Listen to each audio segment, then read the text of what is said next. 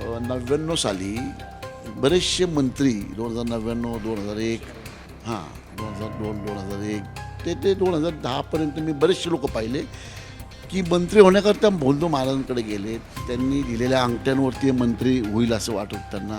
नंतर मंत्री झाल्यावर मुख्यमंत्री होण्यासाठी पण गेलेत. म्हणजे आश्चर्य वाटतं की एका बाजूने एक महिला चंद्रावर जाती, सुनीता विल्यम चंद्रावर 4 वेळा गेले बिचारे. आणि अशा महिला ते उदाहरण घ्यायचं सोडून अशा भोंदू महाराजांच्या नादी लागतात. जसं की शरद पवार आहेत, कधी कुठल्या भोंदू महाराजांच्या नादी लागले नाही. आमचे देवेंद्र फडणवीस बघा, कुठल्या माणसांना आजपर्यंत हात दाखवलेला मला जाणवलं. मी 15 वर्ष त्यांची मैत्री. अजित पवार होते आपले अजितदादा, कधी कुठल्या महाराजाला हात पण नाही दाखवला त्यांनी.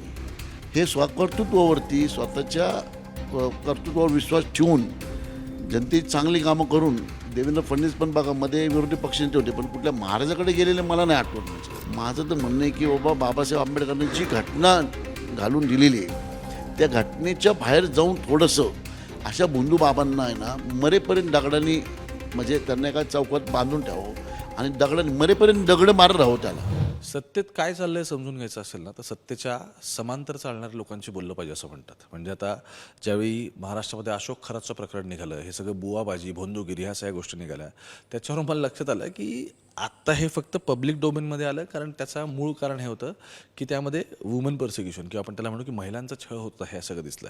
कंप्लेंट समोर आल्या, मग गोष्टी पुढे आल्या. पण बाबा बुवा हे सत्ताधारी कायमच सोबत ठेवत आले आणि इंटरेस्टिंगली ह्या सगळ्या सर्कलमध्ये उद्योजकसुद्धा कायम दिसत आले. मी सहज आता भेटायला आलो आहे, संजय काकडे माझ्यासोबत आहेत. महाराष्ट्राला काही वेगळी ओळख करून द्यायची गरज नाही, राज्यसभेवरती होते आणि महत्त्वाचं काय की वेल नोन उद्योजक आहेत सगळ्यातले. मी त्यांच्याकडे येण्याचं मूळ कारण असं की या सगळ्या ऑर्बिटमध्ये ना नक्की काय चालतं हे कळायचं असेल तर त्याच ऑर्बिटमधली माणसं आपण पकडली पाहिजेत. मला खरंच सांगा, उद्योजकांना किंवा नेत्यांना, कारण तुम्ही दोन्ही रोलनी बोलत म्हणून विचारतो, उद्योजकांना किंवा नेत्यांना काय इतकी सही गरज पडते? कारण ठिकठिकाणी गेल्यानंतर कोणाच तरी एक बाबा असतोच. काय असतं, जेव्हा एक स्पर्धा असते चढाओढीच्या स्पर्धेमध्ये आपल्या स्वतःवरती कॉन्फिडन्स नसणारी लोक अशा बाबांकडे जातात बघा. मग त्या महिला असो, महिला तर बिचाऱ्या काय स्वतःच्या मन एवढं हलकं असतं महिलांचं, ताकद शरीराला खूप दिलेली आहे निसर्गाने, पण मन हलकं असतं. आणि आपल्या भारतामध्ये महिलांना खूप त्यागाचं समोर जावं लागतं. त्या त्यागा म्हणजे काय आहे की बाबा आपल्या मुलाचं चांगलं व्हावं, कोणाला आपल्या नवऱ्याचे व्यसनं सुटावेत, कोणी आपल्या आईवडील सुखी राहावेत, कोणी आपल्याला मुलगा होत नाही मुलगा व्हावं, कोणी सासूच्या छळापासून मुक्तता मिळावी, ह्या गोष्टीसाठी महिला पूर्वीपासून जात आहेत. परंतु उद्योजक किंवा व्यावसायिक किंवा तुमचे राजकीय लोक यांना स्वतःचा कॉन्फिडन्स गुल होतो, स्वतःच्या कर्तृत्वावरती विश्वास पूर्णपणे सोडून दिलेला असतो, तेव्हा ते अशा भोंदू बाबांच्या नादी लागतात. कार्यकर्त्यांच्या सांगण्यावरून, त्यांच्या जवळच्या स्नेहींच्या सांगण्यावरून काही लोक दुसऱ्याचं वाईट करण्यासाठी किंवा आता माझा स्पर्धक या तो कसा मी संपू शकतो किंवा त्याला कसं मागं टाकून पुढं जाऊ शकतो, किंवा आय एस ऑफिसर असतात प्रमोशनच्या नादाला लागतात, किंवा बाबा माझं सुखी व्हावं, भरभराटी व्हावी. ह्या जेव्हा स्वतःचा कॉन्फिडन्स पूर्णपणे संपलेला असतो किंवा स्पर्धेमध्ये मी पुढं जावं, या दोनच गोष्टी आहेत ज्या मला जाणवल्या आहे. मी बऱ्याचशा बिझनेसमॅन, मी पूर्वीपासून 86 व्यवसाय करतो म्हणून बिझनेसच्या लोकांनाही मी खूप ओळखतो. पॉलिटिक्सचा पण मी संपर्क 2097ला अजितदादांच्या संपर्क आलो पहिल्यांदा, रामकृष्ण मोरेंच्या आणि अजितदादांच्या. तेव्हापासून मी बरेचसे नेते बघतो, बरेचसे पुढारी बघितलेत की ज्यांना एक पद गेलं की ते असे वायबल होतात की मग हे अशा भोंदू बाबांकडे जातात परत ते पद मिळवण्याकरता. ते योगायोगाने त्यांच्या कर्माने किंवा त्यांच्या कष्टाने किंवा त्यांच्या पुण्याईनी ते पद मिळतं, पण मग त्यांना असं वाटतं या भोंदू बाबामुळेच पद मिळालं. असे कितीतरी असे मंत्री तुमच्या ओळखीचे असतील की जे मंत्रिपदासाठी तिथे गेलेत, असं झालंय का? असे बरेचसे लोक मंत्रिपदासाठी गेलेत, मुख्यमंत्रीपदासाठी. आता माझ्या माहितीप्रमाणे बघा 2099 साली बरेचसे मंत्री 2099 2001 हां 2002 2001 ते 2010पर्यंत मी बरेचसे लोक पाहिले की मंत्री होण्याकरता भोंदू महाराजांकडे गेलेत. त्यांनी दिलेल्या अंगठ्यांवरती मंत्री होईल असं वाटत त्यांना. नंतर मंत्री झाल्यावर मुख्यमंत्री होण्यासाठी पण गेलेत. मुख्यमंत्री होण्याकरता मग मुख्यमंत्रीपद टिकवण्यासाठी तर काही मुख्यमंत्र्यांनी स्वतःच्या वर्ष बंगल्यावर बोलून त्यांची पूजा केलेली आहे. बंगल्यावरती ह्या पूजा झाल्या. बंगल्यावर बसून पूजा केलेले आहेत. ते गुरु कुठले होते ना, सत्यसाईबाबा गुरु, त्यांच्या वर्षा बंगल्या बसून त्यांच्या पूजा केल्यात त्यांनी, ते सांगल ते आदेश पाळलेत त्यांनी. म्हणजे मंत्रिपद गेल्यानंतर पण त्यांना असं सांगण्यात आलं, त्यांना आजार झाला की तू काय होणार नाही, तुम्हाला काय काळजी नका करू, तुम्ही आत्ता जर का कुठं ॲडमिट झाला, मोठं ऑपरेशन झालं तर तुमचे परत मुख्यमंत्री म्हणून संधी चुकून जाईल. असे आरी जाऊन लोक मृत्यूच्या समोर गेलेले आहेत. म्हणजे आश्चर्य वाटतं की एका बाजूने एक महिला चंद्रावर जाते, सुनीता विल्यम चंद्रावर 4 वेळा गेली बिचारी, आणि अशा महिला ते उदाहरण घ्यायचं सोडून अशा बोंबलू महाराजांच्या नादी लागतात. हे राजकीय पुढारी एकमेव बघा आता जसे की शरद पवार आहेत, कधी कुठल्या बंधू महाराजांना नादी लागले नाही. आमचे देवेंद्र फडणवीस बघा, कुठल्या माणसांना आजपर्यंत हात दाखवलेला मला जाणवलं, मी 15 वर्ष त्यांची मैत्री आहे. अजित पवार होते आपले अजितदादा, कधी कुठल्या महाराजाला हात पण नाही दाखवला त्यांनी.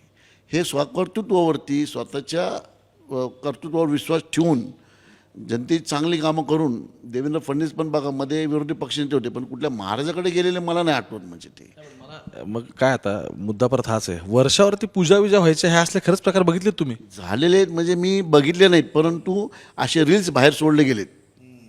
त्यावेळेस ते रील्स बघितलेत, पेपरला फोटो आलेत, आणि अशामध्ये ते नेते अडचण पण आले होते किंवा तुम्ही घरपर्यंत कशाला बोलवता.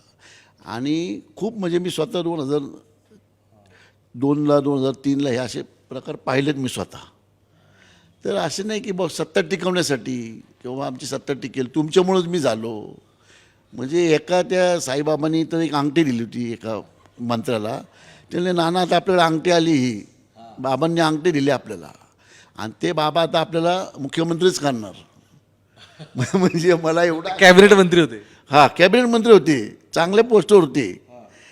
म्हणजे इतकं आश्चर्य वाटतं. आणि कधी कधी असा किळसवाणी प्रकार बघून भारतात राहणं किंवा भारतातल्या नागरिकांचं भविष्यात काय होईल. झाले का मुख्यमंत्री? नाही, मुख्यमंत्री झालेच नाही ते बिचारे. ह्यांच्या सांगण्यावरनं नाही ते ऑपरेशन केले, नको ते ऑपरेशन केले, ते दुर्दैवाने गेले आपल्याला सोडून. परंतु आता ह्या अशा बंधू महाराजांना वेळेतच आवर घातलं नाही तर भारतातल्या लोकांचं, भारताच्या जनतेचं काय होईल, खूप मोठी चिंतेचा विषय. म्हणजे हा खरात एक उदाहरण आहे. असे हजारो बाबा आहेत, हजारो लोकांची, लाखो महिलांची, पुढाऱ्यांची, आईसोपाची फसवणूक होती, अक्षरशः फसवणूक होती. बघा, दोन इन्सिडेंट आहेत ह्या थेरीज म्हणून आता आपण याच्याकडे बघू. एक म्हणजे आधीचे जे मुख्यमंत्री आहेत ते फार अशा काहीतरी पूजा वगैरे करायचं विरायचं असं त्या सर्कलमध्ये चर्चा असते, ते किती खरं आहे किती खोटं याबद्दल कोणाकडे माहीत नाही. आणि दुसरं, आत्ताचे मुख्यमंत्री झाल्यानंतर वर्षावरती काही लगेच शिफ्ट झालेले नव्हते, त्यामुळे त्याच्याबद्दल पण थेरी म्हटली जायची की त्या बंगल्यावरती काहीतरी असं करून ठेवण्यात आलं वगैरे. नाही, असं मी काही ऐकलं नाही आहे. मला माहिती आहे साहेब जवळजवळ 6 महिने लेट गेले. परंतु काय होतं की बाबा, नाही ते थेऱ्या वगैरे नाही आल्या. माझ्या माहितीनुसार मला जे माहिती मिळाली किंवा मी विचारलं तर त्याचं इंटिरियर डिझाईनचं काम बाकी होतं. त्या आधीच्या ज्या गोष्टी होत्या, आधीच्या ज्या मुख्यमंत्र्यांचे कलर कॉम्बिनेशन असतील रूमचे, घराचे, हे बाकी असं काही बेस हे नव्हतं की बाबा ह्याच्या मागं काय आहे, कुणी काय म्हणतं ह्या गोष्टीला मला दुजोर देत नाही, कारण मला त्यातलं नॉलेजच नाही आहे, माहिती पण नाही. आणि हे खरं नसावं. मला नाही वाटत की आत्ता हे जे 2000ची गोष्ट जी होती, मी जे बोललो, आणि आत्ता 20-25 वर्षामध्ये एवढं बदल झालेला आहे महाराष्ट्रामध्ये, अशा काही गोष्टी मला नाही वाटत काही. परंतु नेत्यांमध्ये जर आपण चर्चा केली, काही नेते त्या गोष्टीत आरे आहेत, हे मी पूर्वी पाहिलेले. आत्ताचं ह्या मला देवेंद्र फडणवीस साहेबांशी माझे जवळजवळ 20 वर्षे संबंध आहेत, 15 वर्षाचे, 16 वर्ष झाले. मी कधी असं त्यांच्याकडून तोंडून ऐकलं नाही की बाबा नाना आपण असं महाराज आहे किंवा असं आहे. ते त्यांच्या कामाला महत्त्व देतात, कर्माला महत्त्व देतात, आणि संघटनात्मक असल्या कारणाने परत ते मुख्यमंत्री झाले, आपण सगळ्यांनी पाहिले. मी काय आलं, अशोक खराच्या निमित्ताने मी बऱ्याच वेगळ्या गोष्टी, म्हणजे काय म्हणू की माझ्या पण ज्या गोष्टीवरती विश्वास नव्हता, पण म्हटलं किमान हे काय ह्याच्यावरती लोक विश्वास ठेवतात तर बघून यावं. तर त्याच्यामध्ये 2-3 गोष्टी, सर्पदोष असेल किंवा योनीपूजा असेल, तर ह्या कन्सेप्ट काय म्हणून लोकांकडे समजायला गेलं होतं, कारण माझा तर काही ह्याच्यावरती विश्वास नाही, पण म्हटलं किमान काय हे तर समजून घेऊ.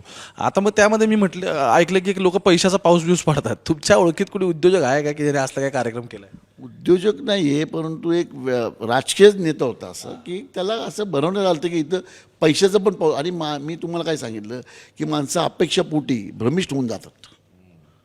अपेक्षा आणि महत्त्वाकांक्षा हा माणसाला, अशा लोकांना बळी पाडण्याला भरी पडतात. किंवा पावसाचा पाऊस पाडेल, तू एवढे पैसे दे, तुला त्याचे 100 पट पाऊस पडेल पैशाचं. म्हणजे आता आणि मला आश्चर्य वाटलं की ते नेत्यांनी पण ऐकलं, त्याच्यात पण पैसे घालवले त्यांनी, जवळजवळ 25 कोटी रुपये घालवले त्या नेत्यांनी. म्हणजे काय मला आश्चर्य वाटते. की त्याने 25 कोटी रुपये घालवले. हां, असं ऐकण्यात आलं मला की 25 कोटी रुपये दिले की तुम्हाला इतका मोठा पैशाचा पाऊस तुमच्या टेरेसवर पडेल, असं असं पण ऐकण्यात आलेलं आहे मला. म्हणजे 25 कोटीची इन्व्हेस्टमेंट असेल तर 10% तर त्यांना 10% नाही 10 पट 100 पट 1% खर्च करा एवढे येतील.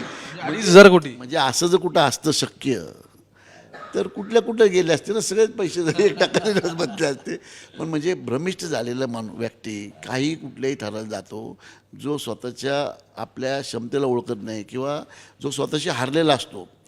माझं तुमच्या माध्यमातून हेच सांगणं की आज त्या भोंदू महाराजांपेक्षा आपल्या कर्तृत्वाला महत्त्व द्या. अशा भोंदू महाराजांच्या नादी लागण्यापेक्षा आपण आपलं फोकस करा, आपलं टार्गेट करा. जी कुठली गोष्ट असेल, एखादी महिला जाते त्या महाराजाकडे, जे मागायला जाते ते आपल्या म्हणजे नवरा असेल तर नवऱ्याला सांगावं, मुलगा असेल तर मुलाला सांगावं, आईवडील असतील तर आईवडिलांना सांगावं. ह्या भोंदू महाराजांच्या तुम्ही तुमच्या दुःखती कळासाठी जाता आणि हे असे घाणेरडे प्रकार करतात हे लोक. माझं तर म्हणणं आहे की बाबा बाबासाहेब आंबेडकरांनी जी घटना घालून दिलेली आहे त्या घटनेच्या बाहेर जाऊन थोडंसं अशा भोंदू बाबांना आहे ना मरेपर्यंत दगडांनी म्हणजे त्यांना एका चौकात बांधून ठेवावं आणि दगडांनी मरेपर्यंत दगड मारत राहावं त्याला. म्हणजे पूर्वी मुघलची लोक शिक्षा द्यायची, ती शिक्षा दिली तर बाकीचे सगळे सुधारतील, बाकी सगळे महाराज आहेत. आता असं आहे की ट्रायल चालूच आहे तर शिक्षा त्याला ती होईल. माझं असं म्हणणं आहे की असे तुम्ही नक्की किती आत्तापर्यंत मंत्र्यांना किंवा नेत्यांना भेटलाय की ज्यांना वाटलं की चला ठीक आहे मी आमदार झालोय, आता हे मी केलं, हा बाबा मला भेटलाय, तर नाना मला असा बाबा भेटला होता, मी हे केल्यानंतर आता मला मंत्रीपद मिळेल, मंत्री झालो की हे मिळेल, असे कोण कोण आहेत नक्की? जवळजवळ मला 2-3 नेते माझ्या जवळचे, म्हणजे दुर्दैव बिचार ते दोघं नाही, दोघं आहेत अजून 4-5 जण पाहिले, पण काही नाही ना. बरेचसे अहो जे आहेत ते अस्तित्व हेच अंगठ्या गंडे हे सगळे हेच प्रकार केले त्यांनी आणि आहेत त्यापेक्षा खड्ड्यात गेलेत. म्हणजे कोणी खासदार होता तो बिचारा आता काहीच नाही आहे, कोणी मंत्री होता तो आता काहीच नाही आहे, जो उद्योजक व्यापार होता चांगला तो आता झिरो झाला आहे. माझ्या जवळचे 2-3 मित्र मी सांगतो त्यांना, अरे नका या उद्योगात पडू. ते बिचारे नाही, दिवस रात्र तेच करायचे, गंडे घालायचे, माळा घालायच्या आणि नंतर अस्तित्व त्यांचं हळूहळू त्यांच्या लक्षात आता तरी येते थोडंसं मी बोंबलून. तर माझं म्हणणं आहे आपल्या कर्तृत्वावर विश्वास ठेवला, आपलं कर्म चांगले केले, आपला जो फोकस आहे, जो कामाचा फोकस आहे, मग राजकारण्यांनी राजकारणाचा फोकस आहे जनतेमध्ये जावं, बिझनेसमॅननी बिझनेसला महत्त्व द्यावं. असे किती राजकारणी उद्योजक मी पण बघतो की ज्यांचा अजून पण विश्वास आहे, त्यांच्या प्रत्येक एक फॅमिलीचा स्वतःचा बाबा आहे. तेच सांगतो ना मी तुम्हाला, तेच सांगतो. तो त्यांना असं डायरेक्ट करतोय की तुम्ही हे केल्यानंतर असं होईल. आता आपण आपल्या लोकांना असं वाटतं की बाबा फक्त आपण असं केलं तर होतं. आता बघा धीरूभाई अंबानी कुठल्या महाराजाकडे जात नव्हते, रतन टाटा, आता नोएल टाटा आहेत अध्यक्ष चेअरमन, बजाजचं कुटुंब बघा, कुठल्या महाराजांना त्यांनी कर्तृत्व उभं करून या स्टेजला गेलेत. त्यामुळे कुठल्या महाराजाकडे जायची गरज नसती. हेच उदाहरणार्थ राजकीय म्हटलं तर देवेंद्र फडणवीस कुठल्या महाराजाकडे गेलेत, झालेच मुख्यमंत्री. शरद पवार कुठल्या महाराजांकडे गेले. अशोक खरातच्या बाबतीत स्पेसिफिक बोलायचं असेल ना तर महाराष्ट्रातले एन नंबर ऑफ लीडर्स आहेत की ज्यांचे अशोक खरात सोबत फोटो आहेत. बरोबर आहे. मी ह्या फोटोमध्ये 2 प्रकार असतात बघा. एक प्रकार असतात की घरी जाऊन फोटो काढणे. त्या महाराजाच्या घरी जो कोणी गेला असेल तो त्याच्या आरी गेला, 100% गेला. आणि तो त्याच्या आरी गेला असेल आणि त्याला कुठल्या प्रकारची मदत झाली असेल त्याला ठणकून CM साहेबांनी सांगितलं की आम्ही त्याला शिक्षा देऊ. परंतु 4 कुठंतरी प्रोग्राम असेल, जनतेमध्ये प्रोग्राम असेल, पब्लिकमध्ये प्रोग्राम असेल, तिथं तो महाराज आला आहे. मग असे लोक, मी स्वतः पण काही लोकांमध्ये जातो, तिथं असतात काही लोकल लोक तिथले महाराज, आम्हाला स्टेजवर बसवावं लागतं कारण तिथल्या लोकांना पॉप्युलरिटी असते त्याची, त्या लोक मानतात त्याला. म्हणून बाबा चला महाराज, अरे हे महाराजांना ओळखतात, मतदानाला फरक पडतो म्हणून काही लोक जात असतील. परंतु ह्याचा अर्थ असा होत नाही की त्या बाबांमध्ये इन्व्हॉल्व झाले सगळेच. मी हे मान्य करतो की बरेच जण इन्व्हॉल्व असतील. हां, घरी गेलेत, त्यांच्या ऑफिसमध्ये गेलेत, त्यांना तुमच्या ऑफिसमध्ये बोलवलं आहे, तुमच्या ऑफिसमध्ये बोलून त्यांनी फोटो काढलेत, त्यांच्या घरी गेलेत, तर ते नेते मग खरोखरच मी म्हणतो ना, ते नेते स्वतःचा कॉन्फिडन्स घालवलेला असतो. त्या नेत्यांना स्वतःवरचा कॉन्फिडन्स नसतो. खुर्ची टिकवण्याकरता किंवा खुर्ची वाढवण्याकरता ते अशा आगोळी प्रकार करत असावेत.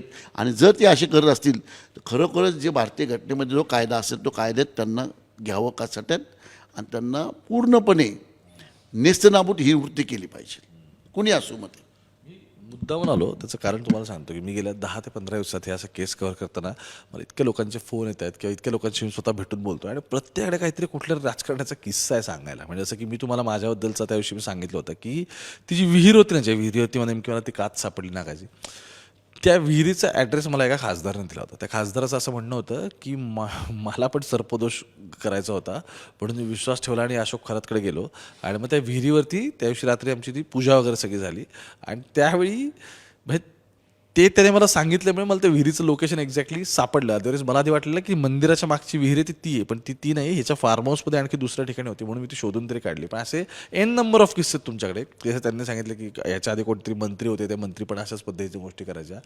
सो राजकारण असेल, उद्योजक असेल, यांच्याकडे आपण असं म्हणू की कोणतरी पाऊस काय पाडून घेतंय किंवा कोणतरी आणखी काहीतरी वेगळेच पराक्रम काय करतंय, येणाऱ्या काळात असले पण किस्से समोर येणार आहेत. बाकी तुम्ही मुंबईत बघत राहा. कॅमेरा पर्सन गोपाळसोबत मी ओमकार, पुण्यामधून.